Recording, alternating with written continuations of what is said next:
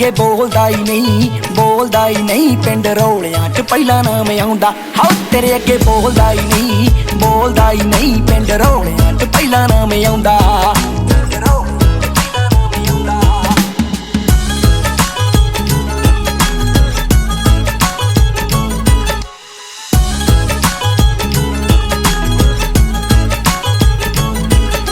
ਸੁੱਕ ਰੱਖੇ ਬਾਬਾ ਤੂੰ ਪਸੰਦ ਜੱਟ ਦੀ, ਲਾਲ ਪੱਕੀ ਯਾਰੀ ਨਾ ਪਛਾਂ ਹਟਦੀ। ਮੈਂ ਘਰੋਂ ਬਾਲਾ ਆਮ ਤੇਰਾ ਰੰਗ ਆ ਬਦਾਮੀ, ਤੇਰਾ ਨੇ